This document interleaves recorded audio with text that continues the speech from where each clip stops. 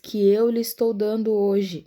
Assim, vocês e seus descendentes serão felizes e viverão muitos anos na terra que o Senhor nosso Deus lhe está dando para sempre. Amém? Uau! Então vamos lá. Aqui, só contextualizando rapidinho, aqui o povo então estava se preparando para entrar em Canaã, né, na terra prometida. E já tinha se passado os 40 anos, né, que eles estiveram no deserto. E aqui Moisés tá como assim, como se estivesse resumindo, repassando tudo que eles passaram. Então, depois se vocês quiserem ler a história ali, né, ele vai contando, ó, o Senhor tirou a gente do Egito, depois a gente foi para o deserto tal, pro monte tal, daí teve o monte Sinai, aí eu teve lá os 10 mandamentos. Então ele vai lembrando o povo, cada ponto da história importante deles, ele relembra, tá? Então aqui ele vai fazendo o resumo de tudo que eles estavam vivendo, porque naquele momento, imagina, que velhos saíram do Egito, 40 anos depois já não estavam mais lá entre eles, já tinham morrido. E muitas pessoas, e aquelas crianças, né, eram crianças, e muitos nasceram durante esses 40 anos. Então, imagina, se 40 anos passou 20 ou passou 10, nasceram, né, crianças que estavam com 20, 30, depois daqueles 40 anos, enfim. Então, ele estava ali resumindo pro povo, né, o que tinha acontecido, porque muitos nasceram depois que muitas coisas tinham acontecido, então ali ele estava lembrando. Então aqui o que ele vem nos falar, né? Moisés então começa falando aqui, ó, que é a primeira coisa. Quando o Senhor nosso Deus falou com vocês no meio do fogo do Monte Sinai, vocês não viram forma de ninguém. Deus é onipresente. Ele está em todo o lugar, em todo momento, a qualquer momento. Dia e noite, qualquer hora. Agora ele tá aqui comigo e agora ele tá aí com vocês. Hoje é segunda-feira, hoje para vocês é quinta. E ele tá, e é o mesmo Deus. Então, toda essa oração que foi feita na segunda, ela vai ter poder e, né, e tudo mais na quinta-feira. Ou qualquer outro dia que vocês assistirem. Vai ter um efeito, né? Poder é efeito. E poder também. Então, Deus é onipresente. Ele não precisa estar num lugar para ser Deus. Ele não precisa ter uma imagem dele para fazer milagres. Por causa dessa onipresença e onisciência. O que quer dizer isso? Ele está na nossa mente também. Então, quando aqui fala, né, que Deus odeia idolatria, porque ele é o único que deve ser adorado. E aí aqui diz, ó, portanto, tenham todo o cuidado de não cometerem o erro de fazer imagens para adorar. Não façam nenhuma imagem que sirva de ídolo, seja a forma que for. Só, aqui ele especifica, né? Animal, ave, bichos, enfim. Ou sol e estrelas. Por quê? Porque naquela época era comum. Naquela época já havia outras religiões, já havia o paganismo. Só que a gente trazendo para os dias de hoje, não é só as imagens lá da Igreja Católica, ou, enfim, amuletos, que a gente sabe, né, que não são, que não existe isso para nós. Nosso amuleto é Jesus e o Espírito Santo, a gente não precisa ter um objeto.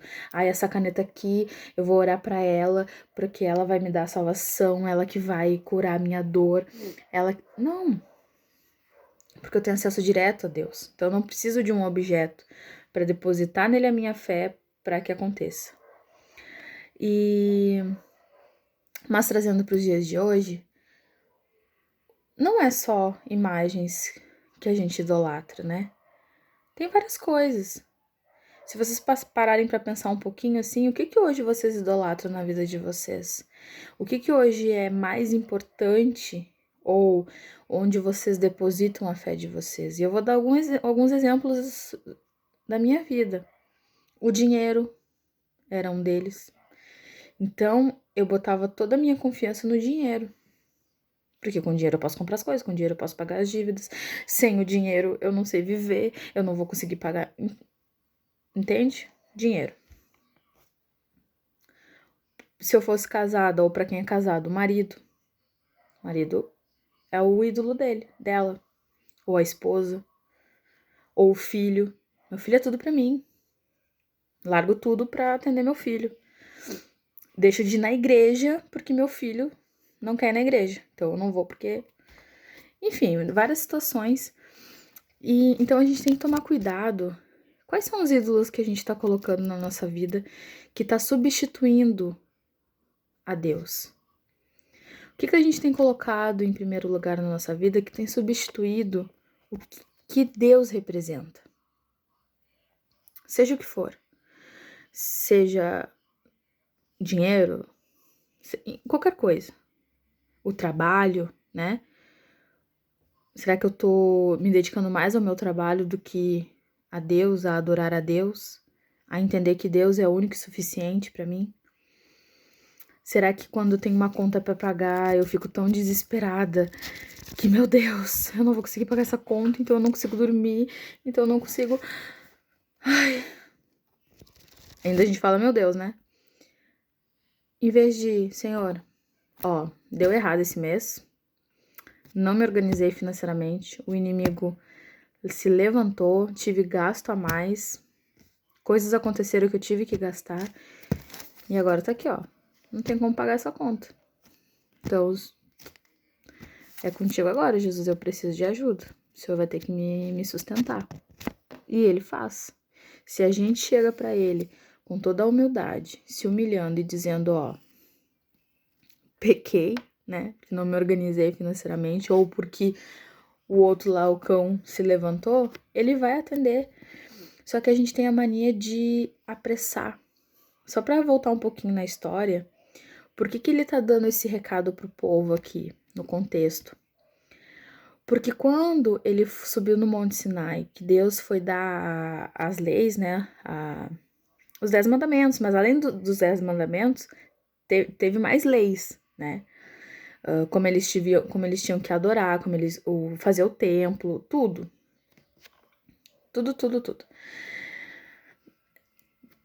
Deus desce como uma nuvem de fogo e ele fala com o povo, todo mundo escuta a voz dele, só que ele não tem forma, ele é uma nuvem de fogo. E o povo fica com medo. E aí Moisés fala assim, tá, pessoal, vamos falar com Deus. Só que o povo fica amedrontado, assim. Diz, não, Moisés, não, a gente tem medo, não, se a gente for falar com Deus, ele vai queimar a gente vai morrer. Vai tu, é melhor tu ir, porque aí tu já esteve na presença dele, ele gosta de ti, né, mais ou menos isso, e aí vai dar tudo certo. E aí Moisés, tá bom, vou fazer isso, então vou lá. E foi. E aí Moisés ficou lá. Enquanto Moisés estava lá, ouvindo do Senhor, recebendo 40 dias e 40 noites, e sem comer, sem beber, sem nada. Mas, gente, eu vou falar uma coisa pra vocês. Nesses 3 dias, parece que passou uma semana antes do encontro, sabe? Porque, assim, ó, foi tanta bênção. Parece que passou uma semana. Algumas coisas eu contei pra minha mãe, e eu... Ai, que dia que foi isso? Tinha sido no sábado, e eu não lembrava que dia que tinha sido isso. Porque a gente perde total a noção do tempo quando a gente tá na presença de Deus. Teve uma hora numa oração lá que eu tava morrendo de vontade de fazer xixi. E eu cheguei a ir no banheiro, assim, na porta do banheiro, mas tinha outras irmãs na frente. E aí eu vi que a oração, eu tinha que estar lá numa hora lá, né? Eu tinha que estar lá. E aí eu voltei, mas assim, ó, o xixi querendo sair. Gente, esquece. Não tem fisiologia, dor física na hora. Quando a gente tá na presença de Deus, tudo some. tudo some. Assim, ó, eu não gosto de ficar de joelho, orar de joelho, eu não gosto, mas é questão de hábito, porque dói, fica marcado, eu não gosto. Eu passei quase os 3 dias, toda oportunidade que eu tinha eu ficava de joelho. Então, assim, na presença de Deus, nada desse campo físico aqui suporta a glória de Deus. Então, voltando, ele ficou lá, então, 5 meses sem beber, sem nada, só na presença de Deus, recebendo de Deus, pra entregar pro povo. Quando ele desce, ele, não. Aí, Deus, no meio lá do negócio, fala assim, ei, olha só, olha aqui, né, assim, olha lá, olha o que o povo tá fazendo. Olha o que o povo fez. Um bezerro de ouro. Desce lá. Que isso? O que estão inventando agora? Aí ele desce, né? Moisés desce lá e vê que eles tinham criado um bezerro de ouro. Por quê? Eles saíram do Egito com aquela cultura de que tinha que ter deuses para adorar. Tinha que ter alguma coisa, algum objeto, uma imagem para adorar.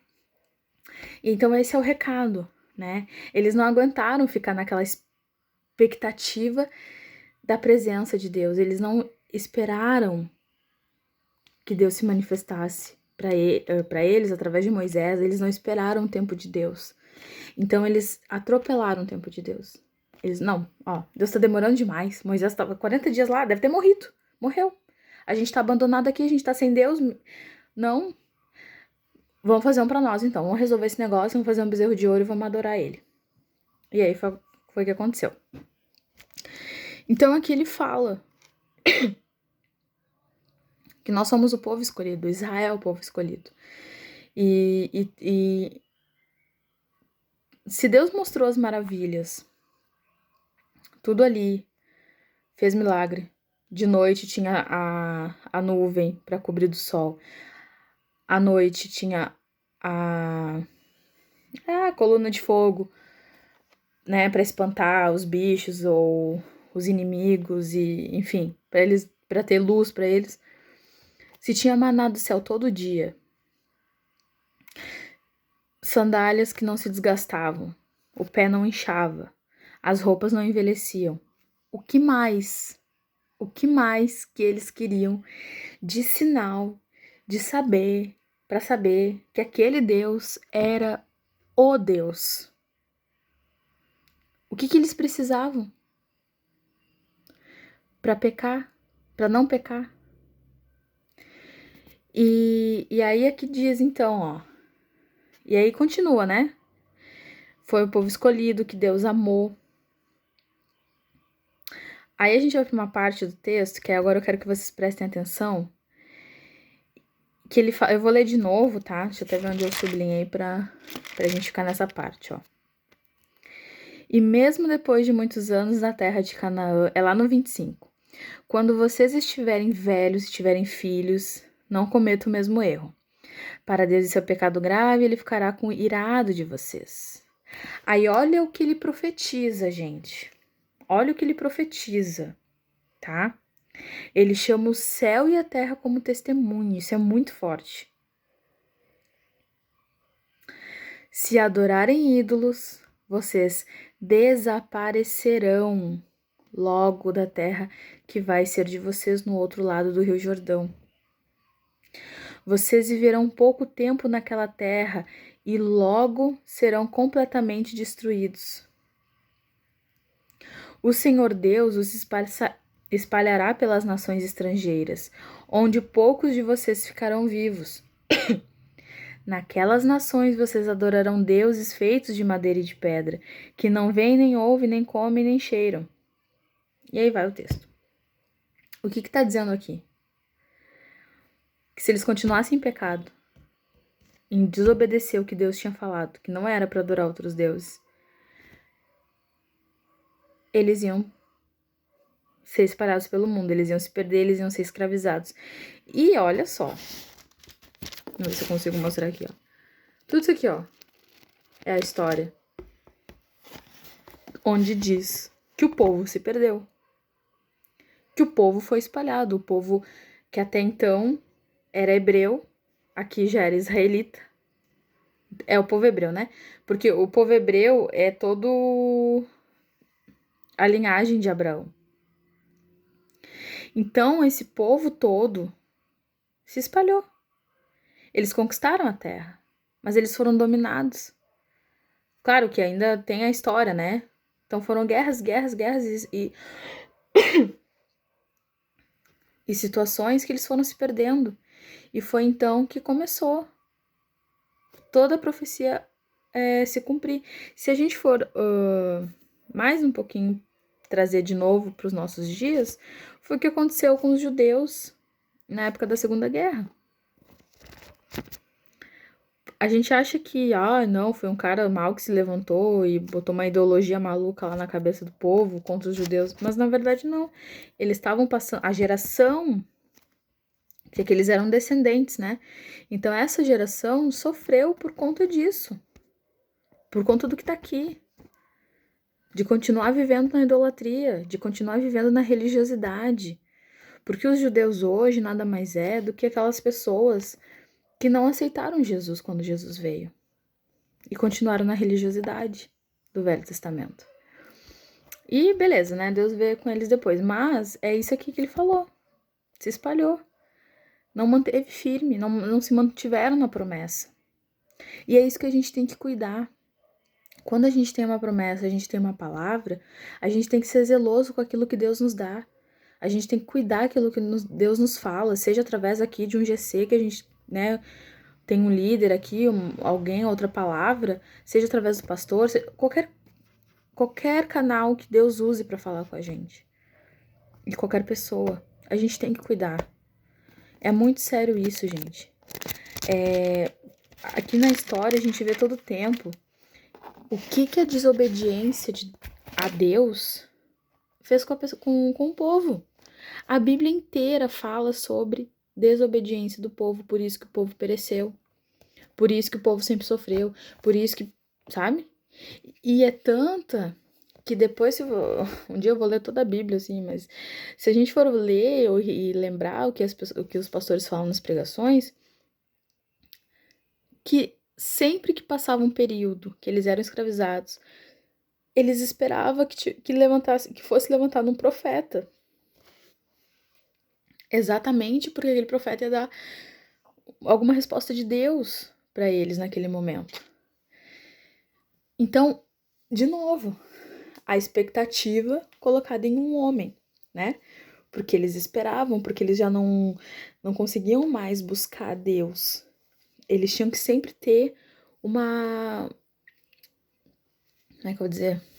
Sei lá, uma muleta, né?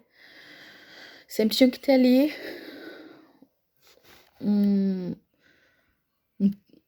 não sei se falar, mas uma muleta mesmo, né? Uma bengala. De apoio, porque eles não sabiam buscar Deus. Eles não sabiam buscar Deus. Eles sabiam ou adorar alguma coisa, ou... Tanto é que na história fala, né? Que eles pediam por um rei. Eles tinham que ser dominados, eles precisavam ser dominados. Eles tinham que ter uma figura de autoridade sobre eles. E aí Deus levantou, né, durante a história, profetas e reis. Mas sempre foi uma confusão. Sempre foi uma confusão. Porque nunca obedeceram. Nada do que Deus mandava. Gente, eu vou compartilhar com vocês. Eu lendo aqui, ó, eu tô em Deuteronômios. Deixa eu ver onde é que eu tô mesmo aqui. Eu tô um pouco mais pra frente. Eu tô em Deuteronômios. Eu acho que eu já li o 10, eu tô no 11, acho que eu ia começar o 11 agora. Alguns capítulos depois, uns 7 capítulos depois do que a gente tá lendo hoje, que é o 4. E até agora, gente, assim, dá vontade de socar essa gente. Você não tem noção do quão eles são teimosos. Deus tá falando. E aí a gente traz pros dias de hoje. Quantas vezes Deus tá falando com a gente e a gente não obedece. A gente não faz, a gente quer que seja da nossa vontade, a gente quer que seja do nosso jeito. Não, Deus, se tu não fizer assim, eu não quero. Não, o Senhor tem que fazer. Aí Deus tá falando assim, eu vou usar o exemplo assim que eu já presenciei, tá? Deus é um casal, aí a mulher fala, aí a mulher vai na igreja e tal, e aí Deus dá a palavra assim, olha, enquanto um dos dois não se humilhar, porque os dois são orgulhosos, né? Então ficam se batendo. Enquanto um não se humilhar, não vai dar certo. O que a pessoa entendeu? Que ela tinha que se humilhar de humilhação. De deixar o marido brigar com ela, xingar ela. Gente, não entendeu nada do que Deus falou. Não era se humilhar pro homem. Era se humilhar pra Deus. De tipo assim, Senhor, toma meu casamento, sabe? Restitui e tal, mas que o Senhor seja o centro. Não. Ela perdeu a bênção. Ela perdeu o tempo ali que Deus tinha pra restaurar o casamento dela. E assim é várias coisas. Eu, nesse testemunho que eu dei pra vocês. Olha quanto tempo eu não perdi, gente. Quantas vidas eu não deixei de ganhar pra Jesus e eu sei, porque ele me falou esse final de semana, que eu vou prestar conta de cada vida. Eu vou prestar conta de cada pessoa que eu não falei de Jesus, de cada vida que eu deixei de evangelizar, de levar pra igreja, os meus colegas da escola. Todas essas vidas eu vou prestar conta. Mas ele é Deus misericordioso, sabe? E ele nos reativa, ele reacende a chama, né? Ele não tem aquela música reacende a chama que o mundo apagou? Deus deixou que vocês vissem tudo isso para que soubesse que o Senhor é Deus, não há outro Deus a não ser ele. Então assim, gente, não adianta. Não há outro Deus como o nosso Deus. Então, vamos começar a buscar mais a entender e a aprender que se não for dentro da vontade de Deus, não vale nada. Não adianta. A nossa vida não vai mudar. Pode melhorar algumas coisas. Pode até... Mas não vai. Não vai ser por completo. Não vai ser por completo, porque nos dias ruins, a gente vai chorar, a gente vai entrar em depressão, a gente vai querer desistir. Isso sem Deus, isso sem obedecer, dando brecha para Satanás. Mas quando a gente bota Jesus na jogada, tá aqui, Senhor, o controle. Tá aqui, ó. Nada mais de mim. É outra história. Porque aí pode vir luta, pode vir guerra, pode vir o que for. Tu vai estar lá preparado. Tu vai estar lá, se não vem, pode vir, Satanás, porque aqui tu não vai entrar mais. Tu se levantou pra cair, tá perdendo tempo, vai incomodar outro desviado, porque aqui eu já encontrei o caminho, eu tava assim, mas agora eu tô assim com Jesus, eu tô na reta. Então essa é a palavra de hoje, quase uma horinha, aí porque eu gosto de falar, né, gente, vocês sabem. Mas é isso, pessoal, essa é a mensagem de hoje, assim, vivam na presença e na obediência. Eu não sei o que Deus tem falado com vocês, com cada um. Eu não sei o que Deus prometeu, o que Deus falou. Eu não sei, mas vocês sabem. Vocês sabem certinho cada palavrinha que Jesus colocou no coração de vocês. Seja pro ministério, seja pro chamado, seja para de ser teimosa, tu tá falando demais, ou tu tá quieta demais, começa a abrir tua boca. Tô te dando profecia. Ai, sabe, Paula, eu tava lá no trabalho, ai, me deu uma vontade de orar por uma pessoa, mas acho que será coisa da minha cabeça. Não é coisa da cabeça. Se Deus tá te colocando vontade de orar por outras pessoas, ora. Ah, mas eu vou orar o que? Eu não sei o que ela tá passando. Tu não sabe, mas Deus sabe. Fecha o olho, assim, Senhor, eu não sei. O Senhor me colocou à mente agora a Paula, eu não sei o que ela tá passando, mas o Senhor sabe, então agora ela envia providência, envia provisão, cuida dela, eu não sei o que ela tá passando, mas que o Senhor agora enche o coração dela da tua presença e vai, pronto, orou. Mas não deixem de orar, não deixem de fazer aquilo que Deus chamou vocês para fazerem, que é pregar o evangelho a toda criatura. Esse é o único mandamento que a gente tem, a única missão, na verdade, é pregar o evangelho. O resto da nossa vida, espiritual, nossa vida financeira, nossa vida sentimental, nossos filhos, eu não tenho, né? Mas eu digo assim, no plural pra contextualizar. Tudo, tudo ele vai cuidar enquanto a gente obedecer, ele vai estar tudo alinhado. Isso não significa que a gente não vai ter luta, claro que vai. Mas vai ser mais fácil, vai ser mais tranquilo, porque a gente sabe em quem a gente confia.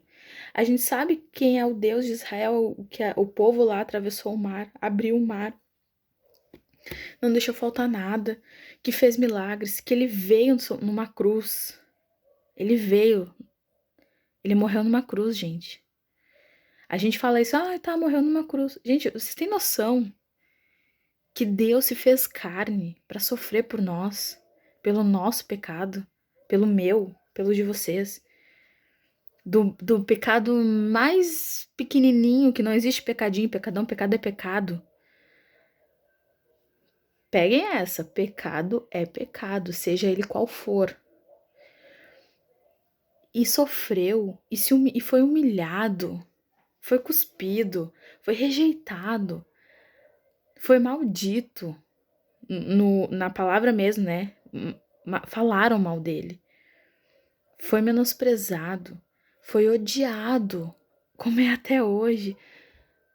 E a gente tá bancando os espertos de que eu não preciso de Deus, porque eu vou resolver minha vida, porque. Não, gente, não é assim. Então, assim, vamos acordar.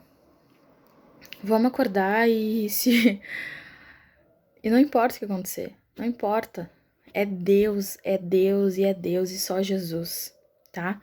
Essa é a palavra de hoje, então eu oro para que o Senhor guarde vocês, que entre essa palavra no coração de vocês, que dê essa certeza de que só Ele é Deus, não existe outro Deus, não existe nada, nada que substitua.